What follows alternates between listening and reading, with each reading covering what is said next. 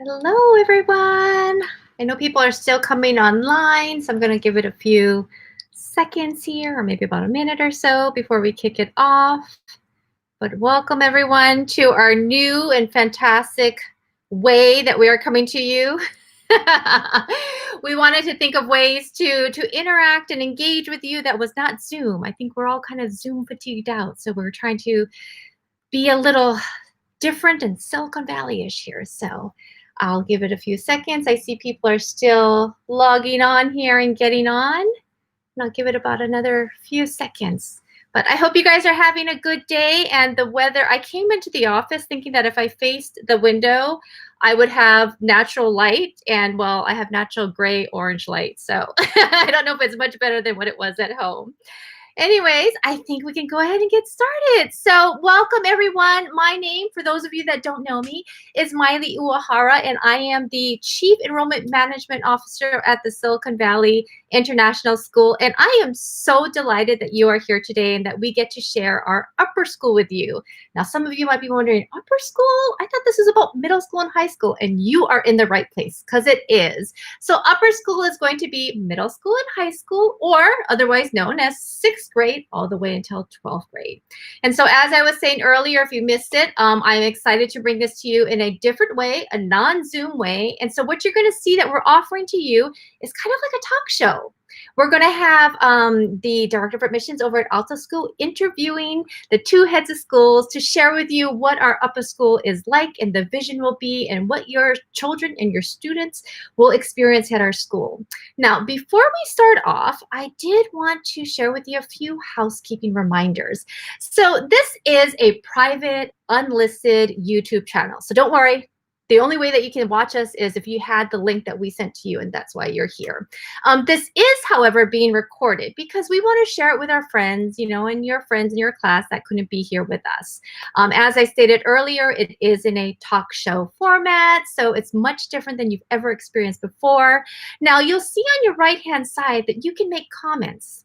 And so these comments are public. Please know that everybody can see them.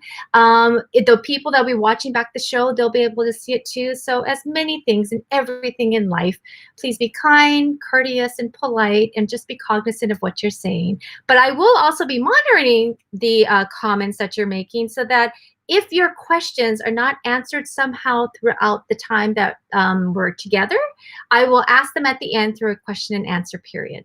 So now I know for some of you, you have students or children in 5th grade, 4th grade, or maybe even 3rd grade. Or I think I even saw somebody that was in kindergarten that registered for this. So I know high school is way off in the distant future for you, but I did want to share with you a video about what brought the two schools together initially, and that was a shared vision and partnership of a high school. And so I'm really excited that I get to show you a video about what the high school would look like. So I'm going to tee this up. I'm going to bring this video to you, and then you're going to see me disappear. And then I'll come back, and at that point, I'll bring in our guest speakers where they're going to share with you about our upper school. So let me bring in the video, and I'm going to hide now.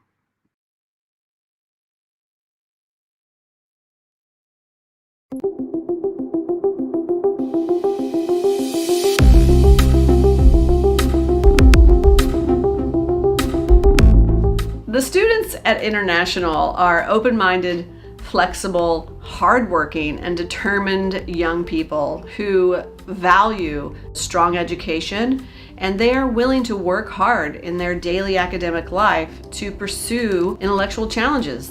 And they're excited about school, and they're excited about the program and the paths that this will open up for them in the future. I would describe an international high school student as someone who is very curious about the world. They want to know about different cultures, they want to know about different perspectives, and understanding the world around you in your local, international, and national context. Not just from your own point of view or your own worldview, but from a totally different perspective. And the curiosity and the adventure and the risk-taking that it takes to go out there and to find out those different points of view. Our culture is very open and welcoming and collaborative. All the teachers and students are very open to, you know, new ideas and trying new things and welcoming everyone who comes in. Teachers and students are able to build quite meaningful and personal relationships because of the small class sizes that we have. There's a lot of trust in this relationship, and that goes a really long way, especially when students are in a diploma program, which is a pretty tough program. You get a lot more one-on-one time with each teacher, just in terms of being able to ask questions. As a result of that, you're able to develop strong connections because they can learn more about you and understand what concepts you may be struggling with. But then you also develop a connection at a more personal level. The impact of a small class size, it allows for us to approach our teachers in a very natural way and say, hey, I'm not doing so good on this. Can we maybe spend 30 minutes extra on this? Can I come by at lunch? Can we talk about this real quick? Personalized attention, that one-on-one relationship with every single one of your teachers, and just this sense of family and that you know every single person in your class, and it creates this familiarity and this comfort. You can really feel comfortable to be yourself and explore your interests, and people are very supportive about that. Having a multicultural campus is really special. I have friends that speak different languages, come from different countries in the world, and blending them together allows for open-mindedness. And that's something that I really think is vital in today's world, and to step out of this bubble of Silicon Valley that we live in is something very special that only comes with a multicultural and bilingual campus. Wonderful thinking and art making and conversations happen in other languages. But it's such a privilege then to be in a workplace where this actually is happening in other languages all around me. Personally, I think the main value of being bilingual is that you're able to understand other cultures a lot better, because I think that language and being able to speak a certain language is the gateway into that specific culture. When you come to the table as a bilingual or a trilingual individual, you already bring different perspectives with you by default, which is fantastic in and of itself.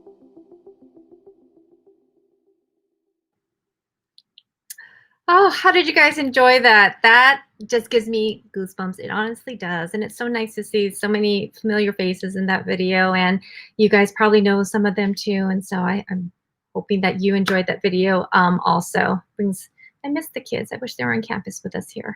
So right now, as I said, I'm going to bring in my guests to our talk show here, the International Talk Show. So let me bring in Jennifer first. She is the Director of Admissions over at ALTO. So she's going to fly in right now. And there she is. Hi, Jennifer. How are you doing? Great, great. Hi, Miley. How are you?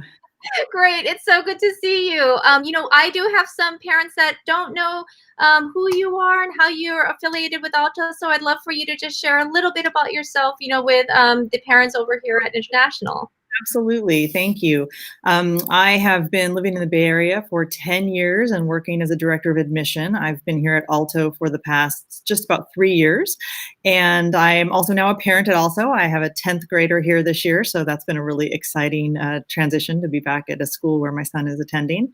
And just passionate about independent school education. My husband's also a teacher. So the whole family is in it. And it's so great that Jennifer and I get to work together in an official capacity together, because we've known each other professionally and personally for a long time. Our kids used to swim together and all of that. So it's great that I get to work with you now. So now I'm going to bring in Angie and Drew also. Here we go. You're going to see more people fly in over here. There we go.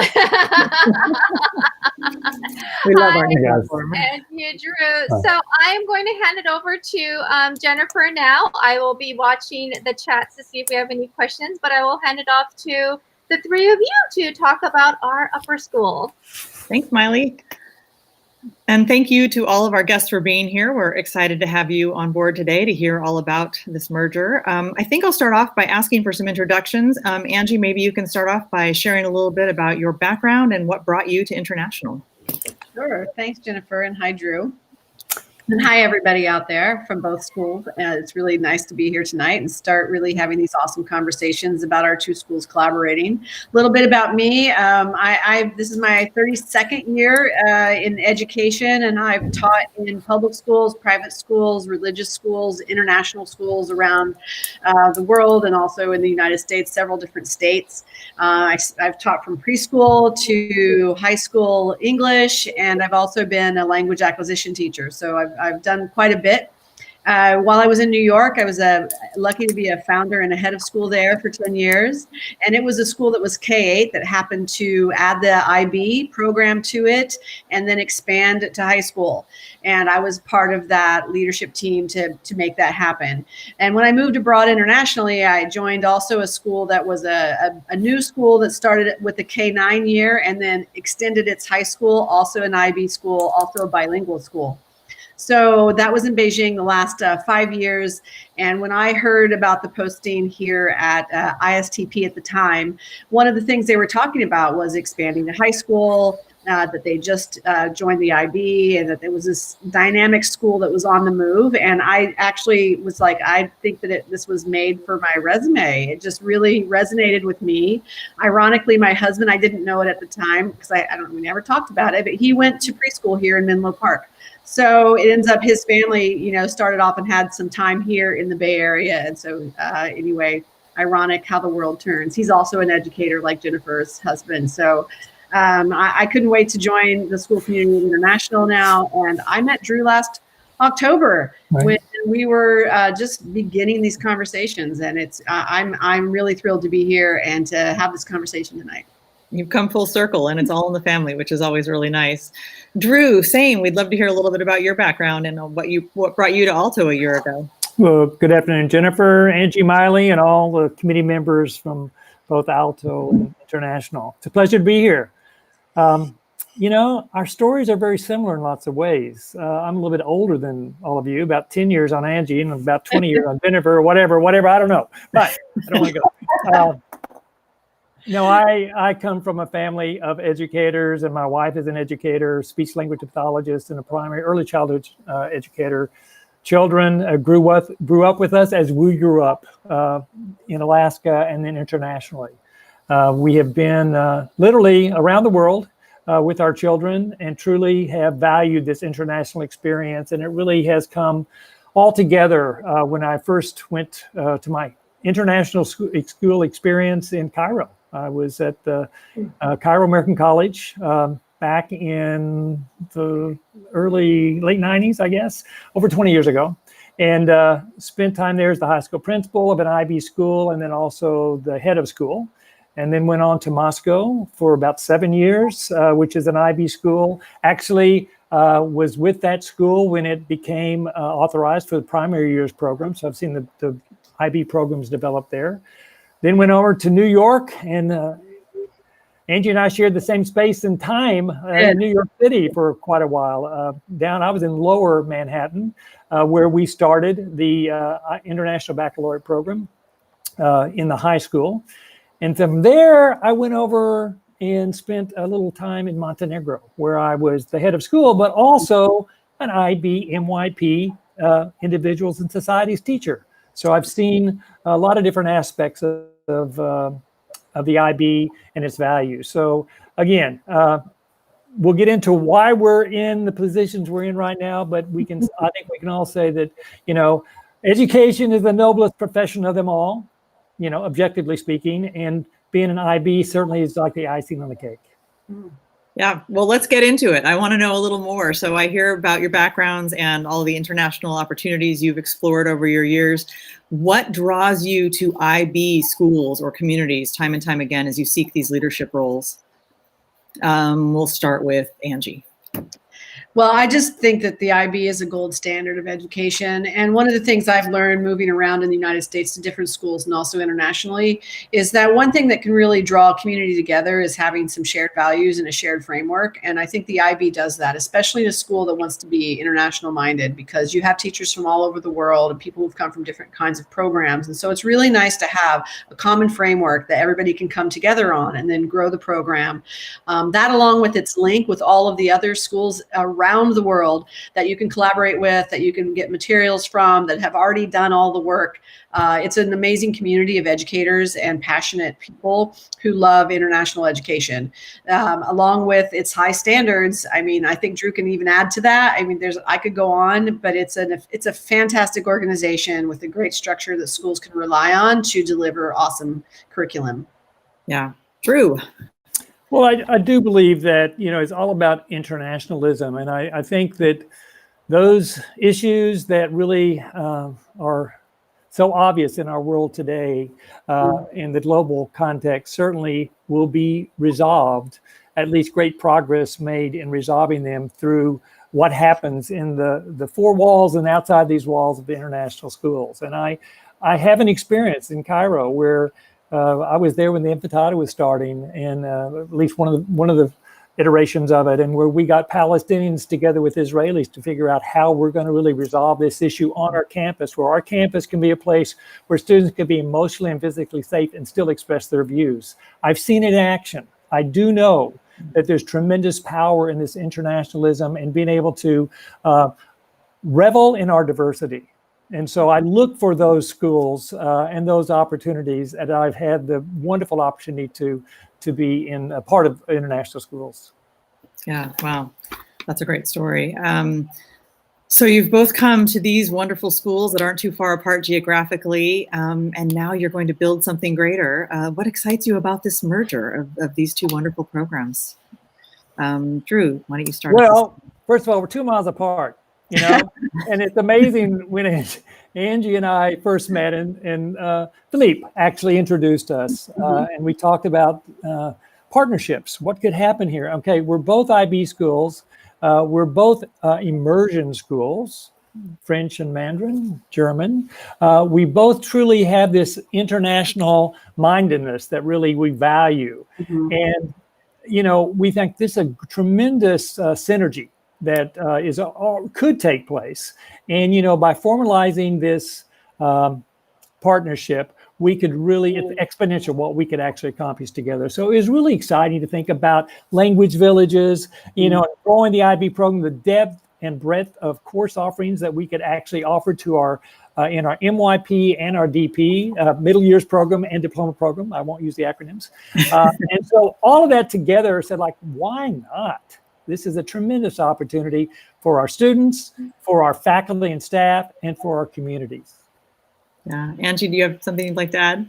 Sure. I guess from my vantage point is that we'd been talking at International, which was ISTP at the time, about starting our own high school and really moving forward in that direction. And so I think those first conversations we were having with ALTO, and the one that I had with you, Drew, and Philippe in that restaurant, when we used to go out to restaurants, we were talking about how excited it would be because you've already established this high school. You've already got 5 years on it. You've already got the DP program. You were going to graduate your first graduates. And that was really appealing, and why some of these first conversations took place. And then I think what happened throughout all of that is that we were like, oh, it's not just the high school that would be really nice. We have combined facilities. We have combined mindset.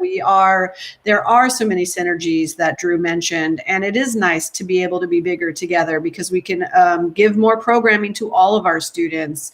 And so there were just a lot of things that just kept falling into place that made it continually be more obvious that this was a partnership that should be pursued. So I'm excited about it. I've really enjoyed working with Drew and Jennifer and all of you over at ALTO. And I do think that our communities are very similar. This idea of an international mindset that we do have on both of our campuses, this groups of families that are looking for international education. And again, that's one of the reasons I came back to the United States. I still wanted to be in an international setting. I didn't want to give up on that. I loved living abroad. And so this is one way, at least for me personally, also to just keep actualizing this idea of being in an international community where we're thinking globally, and that's exciting. And I know our whole community is going to really resonate with each other, our like-mindedness. Yeah. Well, so as Miley pointed out, our audience tonight are mostly families who are looking toward the middle school years, looking toward upper school, that 7 years, 6th through 12th grade. We live in an area surrounded by exceptional schools. What sets international upper school apart from others? Angie, do you want to continue on? Yeah, okay. Sure. Well, I guess this would all just come from as a parent myself too. We've all mentioned that we also have kids, and I have 4. And I think some of the things that I'm also looking for, and that I think as a parent, when you're looking at schools and you're trying to make choices on where my family fits and what are my values, I think the things at International that sets us apart from when you're looking at schools, especially in the Bay Area here, we have a very a program that is individualized.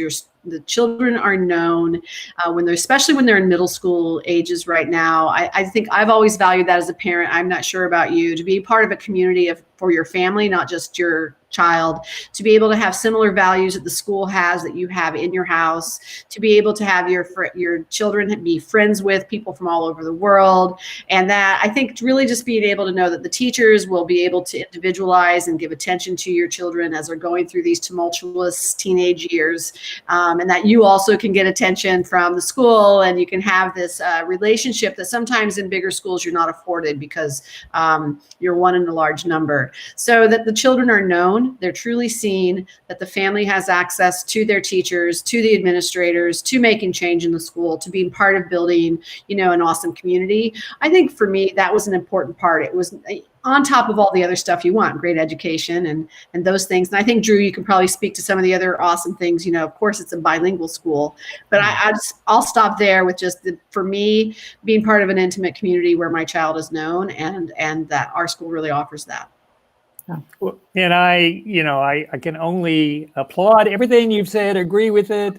I think that it is spelled community, being part of International. I mean, international community, it's international. It says a lot about a school, but it is about our community, the local community that it really is, are members of a school. I think that, as a parent, I've always looked for that connection that my children made with their teachers. And in our relatively small classes, that happens.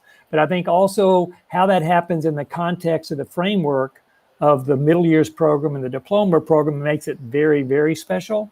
And you're not going to find another school in the Bay Area, probably on the West Coast, that has both, actually all 3 programs, the middle years program, primary years program, diploma program, and is an immersion school.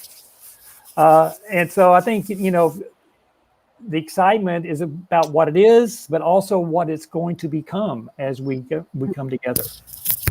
I want to add on that because I forgot to mention, well, too, first of all, we are set apart. With the merger, we're going to have 3 amazing languages right. that our children will be fluent in. And probably most of our students will graduate not only bilingual, but trilingual.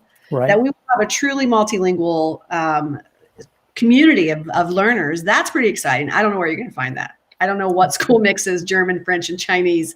And there's one in Atlanta. There's one in Atlanta across the continent. Really? So we need to figure that one out. Well, we can grow together. I think also the fact that you go to, this school, the International, and it is truly a preschool through grade 12, that's right, all in one, and the fact that when you finish our school, and we had this past year when we had our graduation ceremony was in May of 2020 virtually. We had students who actually started in our school in preschool all the way through grade, true products of this international experience, and they're doing great things. And it's with really a sense of pride. They got their ALTO, which will be the international diploma, and then they're getting their international baccalaureate diploma. They're getting 2 diplomas that really sets them in a wonderful position for life in college and after. And you don't have to apply again for high school. No, you don't. It's not automatic matriculation. And as a parent, let me just say, who wants to go through another admissions process? Not me. So I think that is a really amazing part of the school. Along with Drew, the one thing also that I think you valued that we had in common between the schools is international travel.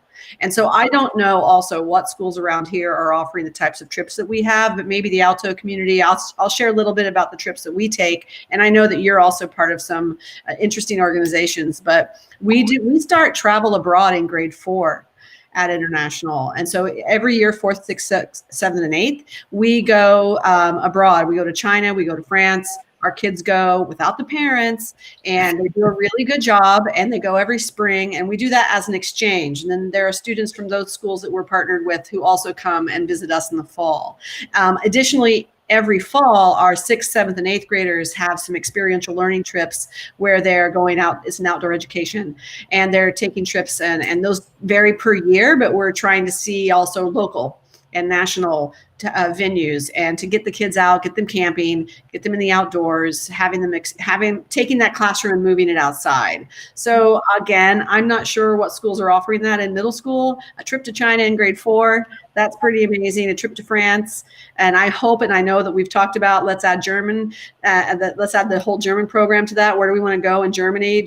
Where else would we like to go in Europe? So those are exciting things for us. Yeah, absolutely. And also other opportunities for international travel through service and organizations such as Round Square. We really have multiple opportunities as the students move into their high school years and late middle school years to take other opportunities internationally. So we will be excited about that. So these families now are hearing about these amazing opportunities, but closer to home, let's talk a little bit about this transition from PYP, the primary years program, into the MYP or the middle years program. And how do we view the middle school years within that 5-year MYP program? Angie, do you want to start us off?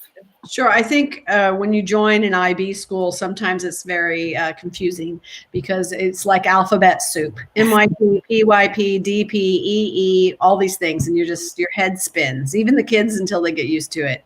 So I think when you move from the primary years to the middle years, and then from the middle years to the diploma program, first it's good to just remember how schools function. We will function as a school that you would recognize, which is a lower school that goes up to grade 5, and then you'll have a middle school, 6th, 7th, and 8th, and there'll be a high school, grades 9 through 12. But the IB program for the MYP years actually overlaps from the middle school to the high school 2 years. So while they're a middle school student, they'll be part of the MYP, and also the first 2 years they're in high school, they'll still be part of the MYP. The diploma program is only their last 2 years of high school, grades 11, 12. So moving from the PYP or primary school to the middle school is a lot like what you would anticipate when you move from a primary school to a middle school. We're asking there more responsibilities, and maybe I'll let Drew kind of tag off on that with some details.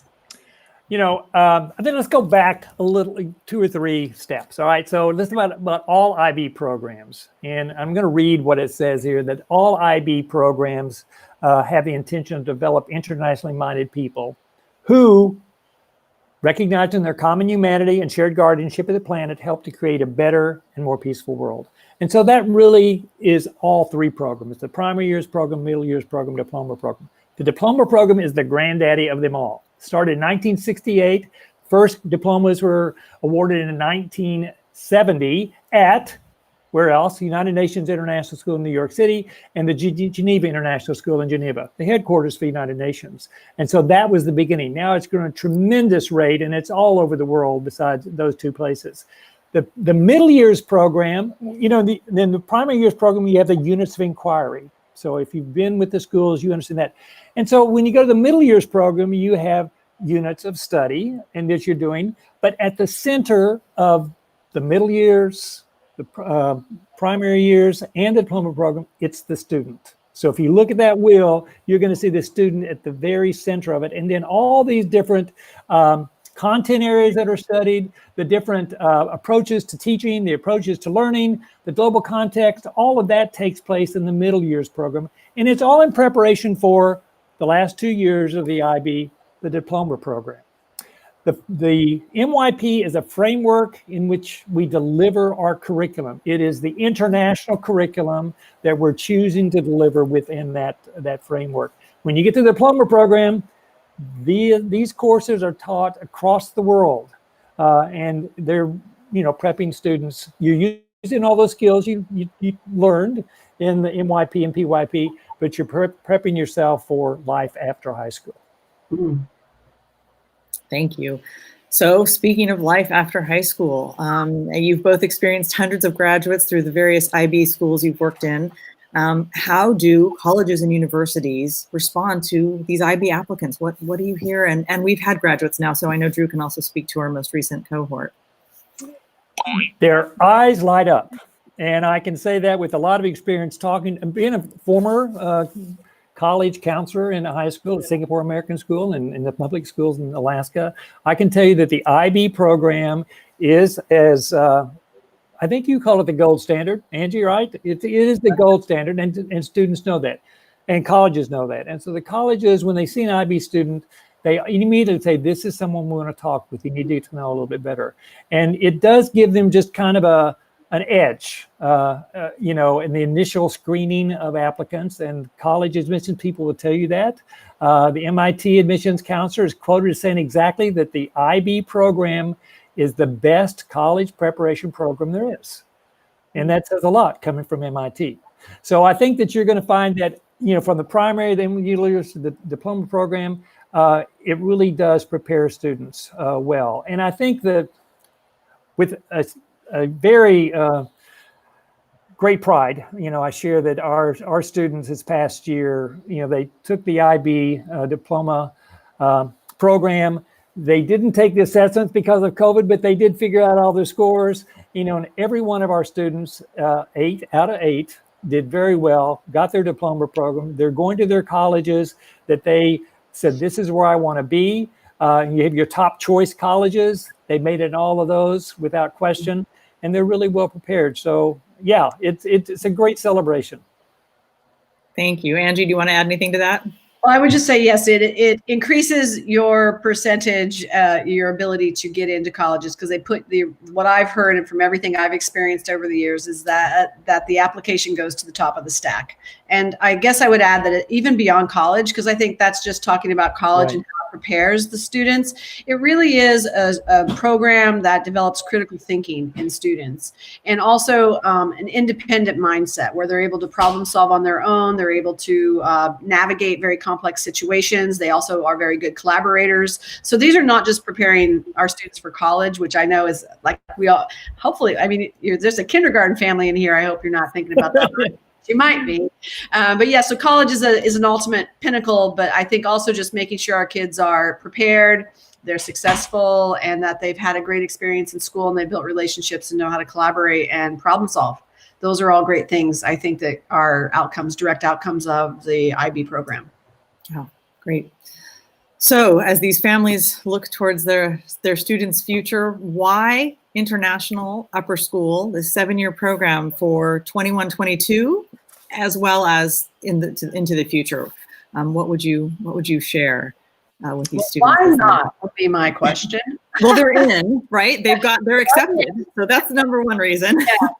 Yeah. No, and I also think just this idea, I'm assuming that the families that have already chosen to be at ALTO and also International previous ISTP, if they went through admissions process, were here because it was an international community, and they were here because it's a bilingual program. And maybe now you're staying because it also is a really rich and vibrant community that has like-minded values as your family. So I think that's not going to change. And this merger with ALTO actually, I think, only broadens and deepens those things we just mentioned. So I feel like if you really are seeking a school that has an international framework, that is a world school, that offers trips and travel and internships and apprenticeships, and that is a bilingual program where your child can really develop deep fluency in another language and another culture, that has small class sizes, where your child's needs are met and they're known, I think that's what we do. It's what we're going to keep doing. Drew, do you want to add anything? Yeah, well, I think, and you look, if you want to, you know, not the deep dive, but if you want to look more closely at what the MYP offers as far as the approaches to learning and the skills that are set there, and the communication skills, the self-management skills, and the thinking skills, the research skills, all of those things that go into not only knowing when and what, you know, but how and why. That really, it prepares a student well for life.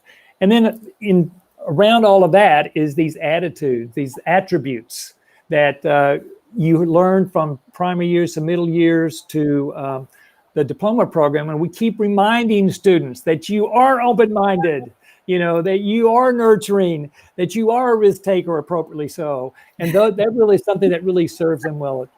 But so it's a language you learn, but it's reinforced. I know that in our upper school assemblies, we're taking one of those attributes and we are really diving deep into what that means.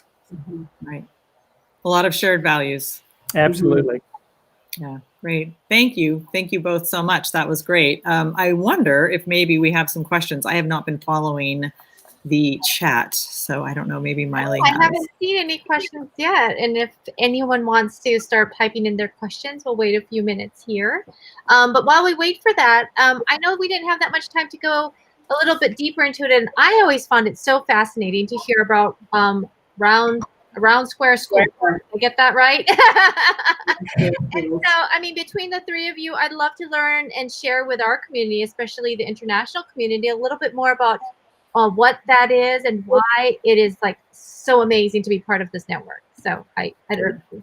And I'm going to yield to Jennifer, who is our liaison with the Round Square, and she does it with a passion. Both she and I did go to the Americas workshop last January. But Jennifer, I'll talk to it, but also Angie's had some firsthand experience too. That's right. Right. If you want to go first, whatever, we can both do it. I'll start off just to say that this was something that ALTO undertook about 2 years ago. We started looking into this. This is an organization of 200 schools worldwide, so it's a pretty small organization, but it is global. And they foster a belief in environmentalism, in democracy, service. I know, I'm thinking. Right. Internationalism. Gosh, caught me off guard. Internationalism. So very, very shared. They call them the ideals, and those values really are exactly in line with the IB learner profile ideals. They really have the same values, and they set up service trips worldwide for students from different schools, as well as student exchange opportunities between schools. And then they also do international conferences where students come from schools around the world. They come together for a few days and they tackle global issues through conference meetings and guest speakers and whatnot. And so it is a really tremendous opportunity for students aged usually 12 through 18 to travel and work with other people, teachers and students from schools all over the world. And Angie's actually sent students on these adventures. It's amazing. It's like being part of a club. It's an international club. It's not like the IB in that works our framework and curriculum. This is actually just a club of like-minded schools who share resources. And they're in 50 different countries. And what can happen by shared resources? It means that our kids can go to any of those schools, and any of those schools can come visit ours. And they can actually go as an exchange student. They can stay for 2 weeks, 6 months, up to a year, and actually take the same courses because they're all IB schools too. And so that means that when you move, and that's the beauty of the IB, is that when you're moving schools around the world, you stay within that framework and you stay within these same types of curriculum guidelines. And that's really awesome. And so I had students last year in Beijing who were going to Colombia and staying for 6 months in Colombia. We had students who went to Australia, went to one of the schools there. We had many of the kids who also wanted to come to Beijing. And that school, we could also go to Beijing and send kids there and do exchanges. And there's a big conference. They're big on leadership for the kids. And actually what I loved about it is the students run the entire conference. Adults don't help. So the students are actually given a little bit of a framework, and then whoever is invited as leaders from each school get together with all these kids from all these countries and run a conference on their own. It's pretty amazing. So I was excited to learn that you already were members, because I was going to say, hey, we should go to Square. So that was exciting. Well, in this year, I know Jennifer and I were discussing the idea. I think it's Australia where the conference was going to be, and certainly had great plans to go there and down under. A little bit of opportunities, but certainly, yeah, it is limitless, the different exchange possibilities and the different cultures and languages you're going to be exposed to.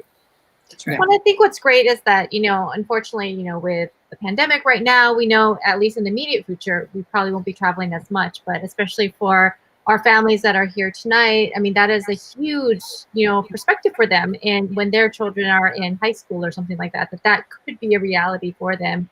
and those opportunities. And it's amazing. It just sounds amazing. So we do have a few questions that's popped up. You guys have seen them too.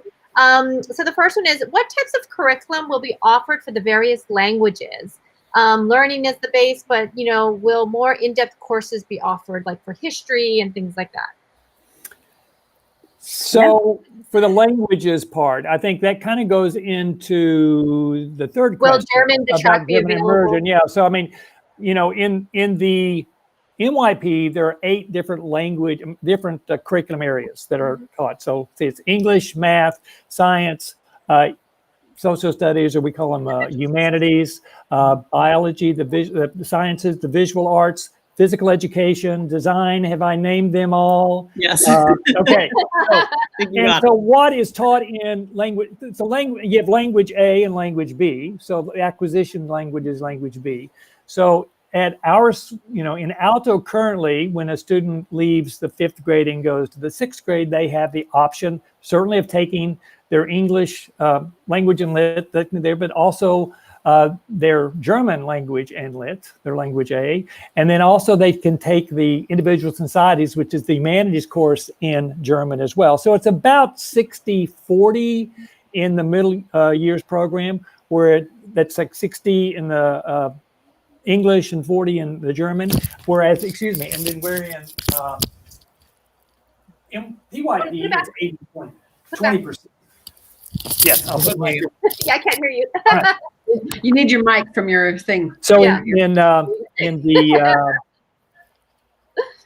PYP, it's 80-20, where you have 20% in English and 80% in German. So I don't know how does that compare with? We were very similar. I think that's why we also found synergy. Is that's what most bilingual schools do, right? You start off with more in the target language, and by the time they're in middle school, they start shifting a little bit more to the percentages you mentioned. And then also, I know you're also offering, and so do we, a 3rd language in the middle school. So our students are able to take Spanish.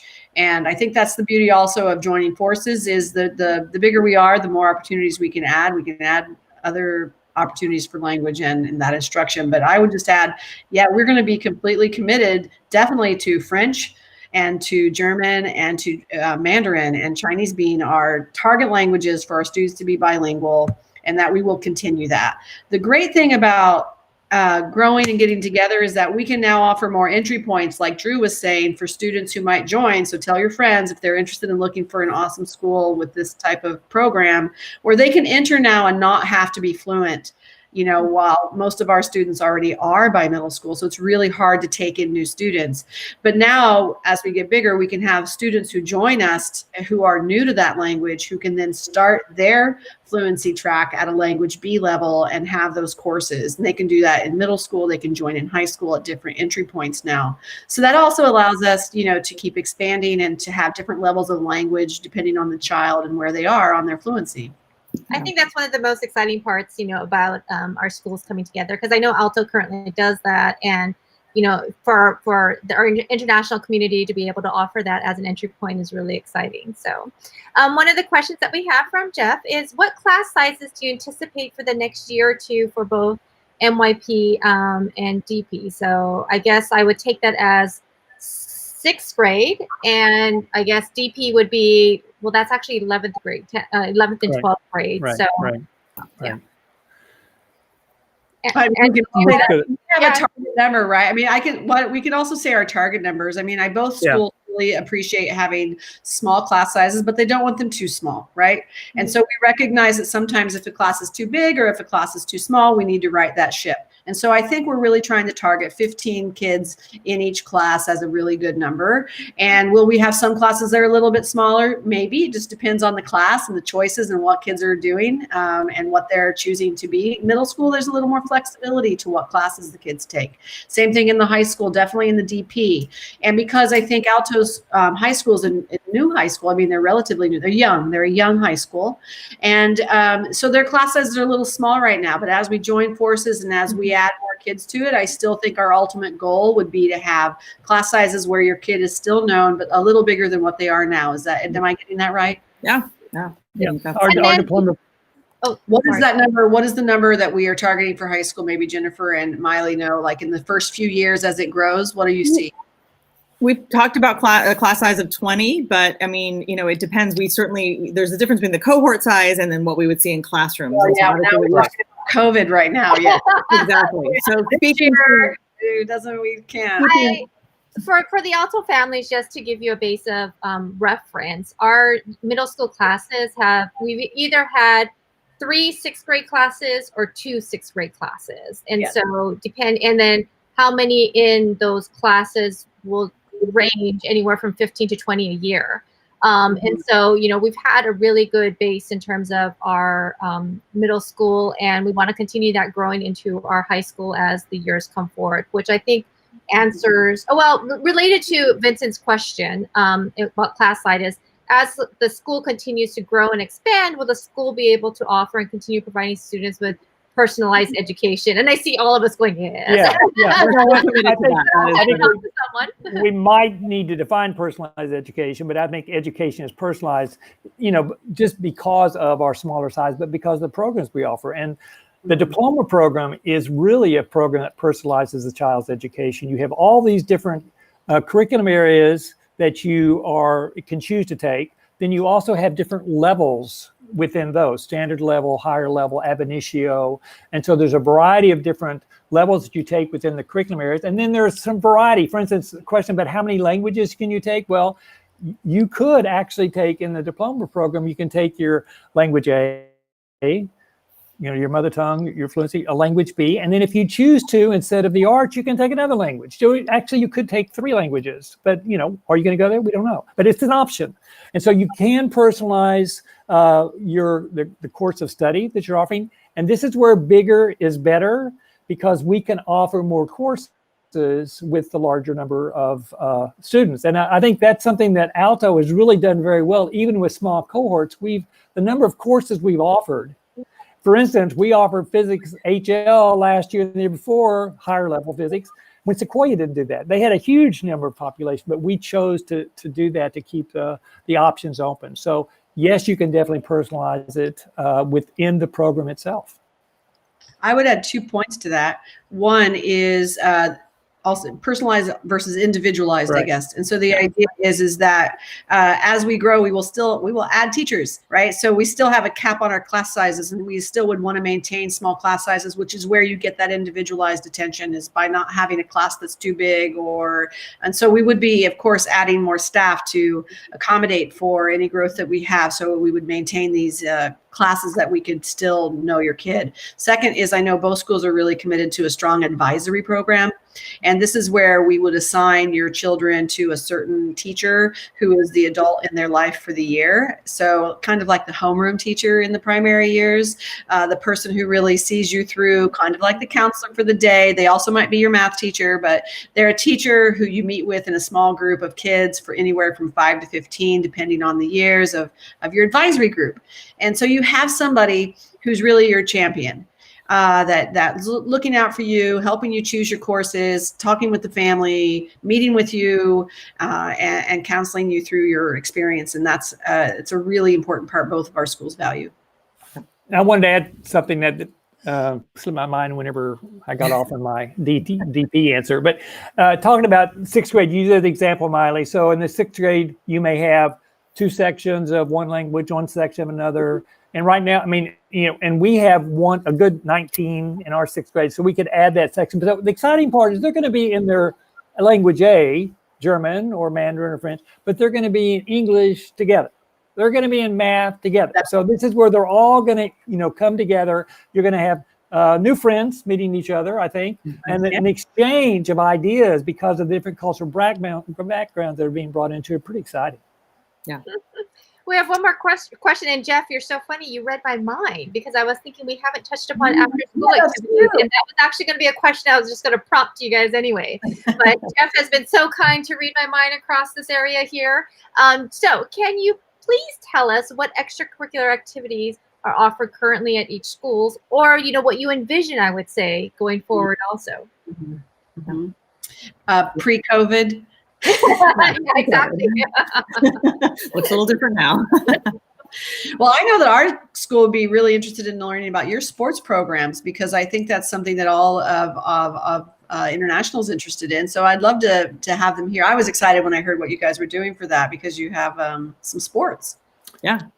Well, I'll start out, but we're members of the small sports league, and depending upon, and it is, if a student wants to play, they play. We don't cut students, so that's one, I think, a real positive parts of being a member of a small sports league, and also in a small school.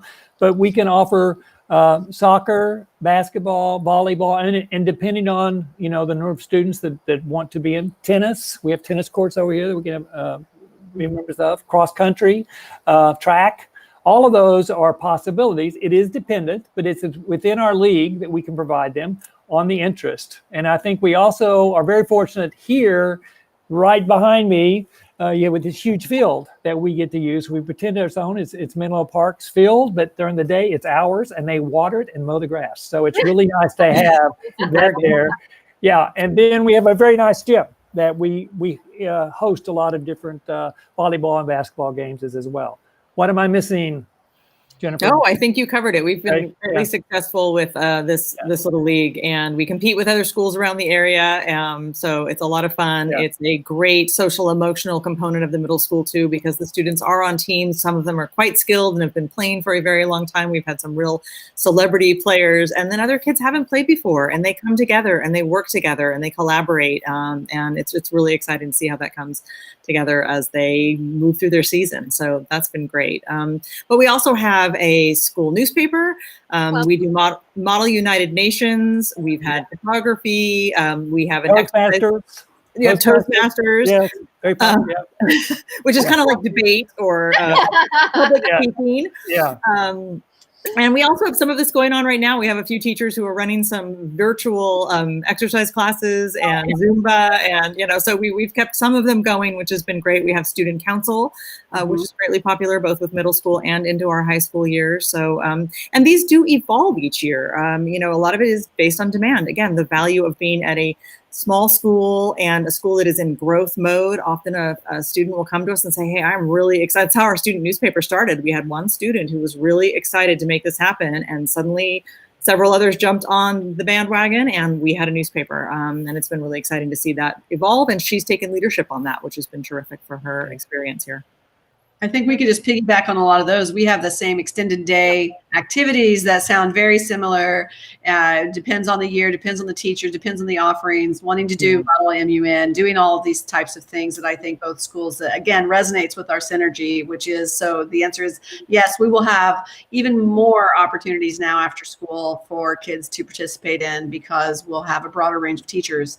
And we're excited about what we can put together as a team now across. And band. I forgot band. Band. Oh, that's so fun. It reminded me later on we should get our student councils together. That would be great. That would be a great meeting.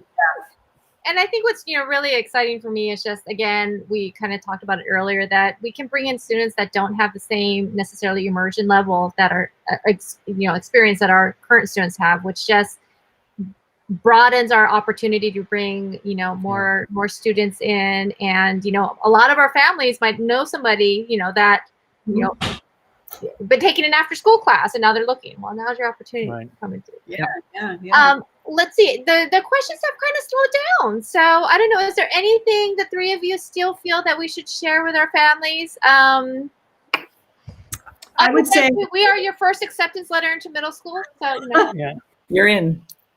I would say I'm excited about it, and thanks for your patience and your input. Those of you who've been here a while, as we merge together, I think you can tell by our enthusiasm and our relationships here that we're enjoying this process. We do find a lot of commonalities, and that we think that being together is going to really help us offer an awesome experience on top of what we've already been doing. So we're excited about it, and I think you'll find you're going to be able to find one that compares to what we're doing.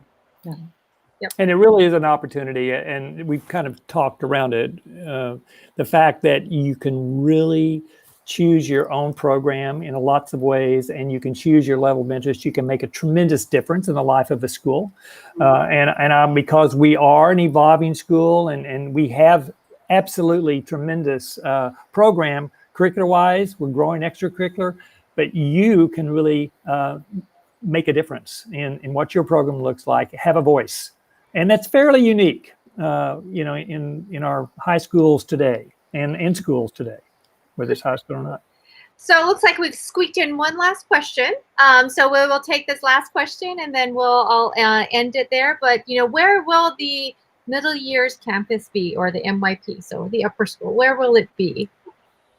Well, right now we're talking about being on the Cone campus, and that we know that parents, this is something that both Drew and I are super excited about, is that we picture that we would have a shuttle that would be able to bring students either direction from both the Pope Street campus where ALTO is, and our school is on Laurel Lane, and we call it Cone, the Cone campus, so the Pope Street and Cone campus, that we would be able to have a shuttle so parents could have a one drop off where then the kids could go. Also, kids could ride their bikes perhaps to the Pope Street still, and then get on the shuttle and take it over to the Laurel Lane, because we recognize, I mean, I'm a mom too. I want my kids riding the bike and getting to school. So, so we would really and are invested in exploring that and making sure we offer those shuttles. We actually we have quite a fair number of students that are riding their bikes to our campus. Yeah. So I think we answered the campus question. I can answer the last question. No, wait a minute. I think we need to do it. No, I'm going to do it. In unison. Okay. Natalie. No. 1, 2, 3. The answer is no. No, you do not have to reply, Natalie. I'm going to send this letter in February. So no, Natalie, I guess you don't have to apply. It is part of going on into our middle school, similar for our parents at International. It's just part of the re-enrollment process. So the way that we do it is every February, we offer re-enrollment agreements to our families, and they re-enroll and they take the spaces before anybody else does. So you are our top priority there. So let's see, I think that's it. And so, next steps. So if you guys have any questions, please don't hesitate to reach out to me, Miley over here at International, or Jennifer, she's at ALTO. And then we're all international actually very soon, so I should stop saying that. But we are planning, I know it's an unusual year, but usually both of our schools allow for opportunities for the 5th graders to shadow in 6th grade. We need to be a little creative this year, so I think we're still trying to work out that plan. I talked to many of my colleagues across all different schools, and I think we're all trying to figure it out how we're going to do this. So we will be working on that, because we do want to provide opportunities for your children to learn a little bit about our middle school and what that's like. Jennifer and I are planning a series of different information sessions as we go into the fall and early winter. More ways for you to learn about different aspects of our schools and our programs, and the importance of the diploma program, and what are the ATLs, and all of these alphabet soup that Angie talked about. And I think that's it. But we are here for you. We're here to answer your questions. I hope that you can feel the enthusiasm we have and the synergies that we have. We've been working together, and we actually are very excited collectively to be together. So thank you very much for joining us. We really, really enjoyed sharing this with you. And again, we're here to answer any questions that you may have. So thank you again. Thank you, Angie, Jennifer. Thanks, everybody. Thank you, everyone.